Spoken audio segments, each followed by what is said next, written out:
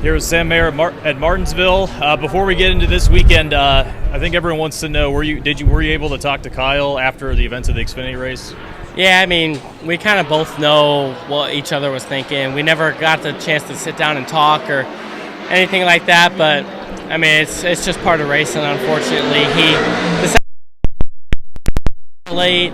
I mean, I disagree with obviously how it went down, but unfortunate for both of us. That's just part of racing, though. Our Audubell Ford Mustang was certainly as fast as Xfinity Mobile, but it wasn't quite fast enough to get the job done on the long run.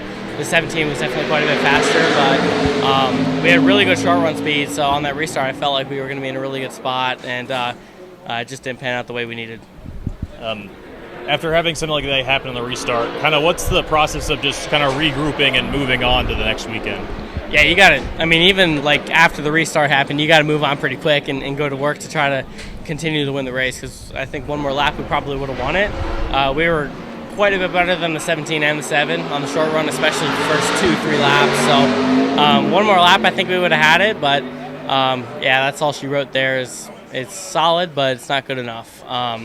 Moving on to Martinsville, I'm excited for it. I feel like these cars have been really fast here in the past, and I have a couple of good finishes here. I have a runner-up here. I don't have a Martinsville clock yet, but I certainly think we could get this one this weekend. One last thing for Homestead. Have you ever been in a part of a race like that? You know, 5 cars on the lead lap, 16 seconds, and is there some like silver lining of having like an 8-second lead over the rest of the full-time drivers? Yeah, I mean, the thing is you got to think about it like, say the 17's not there and it's just full-time Xfinity guys. We had the field absolutely waxed, so there's a lot of really good feelings behind that, knowing that we brought a car that was really, really good, and we can run it back next year, because it'll probably mean a lot more next year doing that. So we're going to try to keep bringing that speed this year and hopefully follow that into next year as well. And 6 races in, are you guys about where you expected to be in speed in the off season? Are you guys, behind, ahead? Kind of, what's your take on your results so far? Yeah, I mean, we've been kicking tail, that's for sure. I feel like we've done a really good job of putting ourselves in position to be there at the end of the races and have a shot at a top 5 or a top 10. But no one really cares about top 10s in this series, so we're doing pretty good on the top 5 list. Obviously, we want to be a little better because we want to get some W's, but we're pretty much exactly where we expected to be, if not a little bit better. So you always kind of expect growing pains a little bit as it's a new team, new crew chief driver combination. So being as fast as we are and having off the truck speed like we have, it feels really good. Jason does a really good job on top of the box, putting us in a good spot, and I'm keeping us there at the end of these races too. So at some point we're going to top 5 them to death and hopefully get a win there somewhere, but we're in a really good spot now and we can only get better.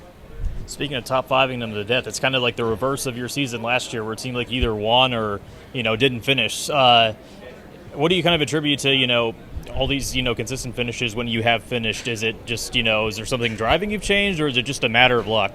Yeah, our finishes last year looked like a heart rate monitor. It was up down the whole time, whereas this year it's a little more consistent. So it feels good to have that consistency.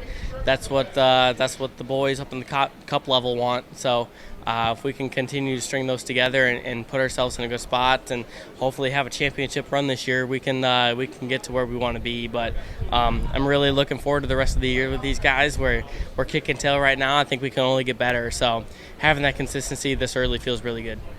You're also working with Sheldon as a teammate. I believe this is the first time you guys are teammates since GMS and trucks briefly in 2020. What has it been like working with him again? Sheldon's awesome. He's a lot of fun behind the scenes in the gym. We were out grilling for the boys at the shop this last week, and so getting to hang out and have that kind of personality in the shop is a lot of fun. And obviously on the racetrack too, he's really, really fast. He's obviously a truck champion, so he brings a lot to the table experience-wise, and we're just going to work. We want to hang banners in the shop, and we're getting ever so close to doing that. And I think that we're going to be a dynamic duo for the next, at least this year, maybe next year as well. Your Darlington throwback was also released, Kurt Busch's Daytona 500 car, complete with the grass. What's the process of choosing the schemes, and where does this one rank among the ones you've done in the past? So this is for sure my favorite throwback that I've done. It's hard to say it's a throwback because it was 2017, but for me, that was like when I first really got into the sport of NASCAR. So it was the first scheme where I was like, holy crap, that's my favorite scheme out there for sure. And being able to run it for myself is really, really cool.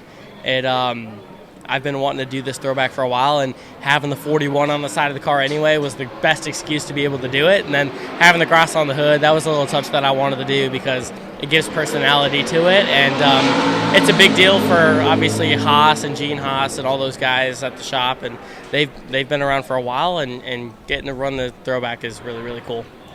And then back to Martinsville. Obviously, just missed out on the Dash Cast last week. What would you do with a win this week? Yeah, I think to win the Dash for Cash is awesome. It's going to be challenging this week, again, just like it was last week. All 4 of us were in the top 5 for most of the race. So I think you're going to have to bring home a grandfather clock to get the Dash for Cash as well, because I think all 4 of us are going to be right there in the top 5. So it'll be a nice little double up for sure compared to what we had last week. We were oh so close, but I think we can run it back this week and win. And you're chasing your first grandfather clock, one of the most unique trophies on the circuit. Where does this rank among the things you love to win the most? Couldn't really hear that first part. There's the grandfather clocks here, one of the most unique trophies, on the Xfinity schedule. Where does this rank among the tracks you'd want to win at the most? Yeah, this place is special to me. It was the first time where I went to a track in a late model and came to where NASCAR races. So it has a special place in my heart for that, because it was my first step and kind of making it to the top 3 series. So coming here is always a lot of fun. Obviously, the grandfather clock is just super cool in and of itself. I've been so close to getting one 2 or 3 times now, so I really want to get it because I know exactly where I'm going to put it in my house once I win it. This is definitely a top 5 track for me. And then that's all I had. Is there anything else you want to add to anyone that may be watching? Yeah, just a huge shout out to all the fans that support me. These last couple of years have been a lot of fun, but this year has probably been the most fun I've had in a race car in a long time. So I'd love to cap it off with a win. I appreciate everyone for the support as we do that. Thank you, Sam, for your time. My Place Hotels is proud to be the official hotel partner of Frontstretch.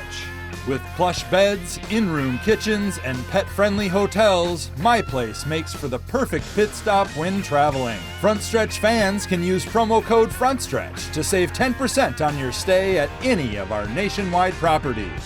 Sign up for our Stay Rewarded program to get even more savings.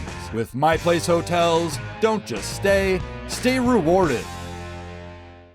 Steven Stumpf of Frontstretch.com here. Come back for more great racing videos, and if you like us, don't forget to hit that subscribe button.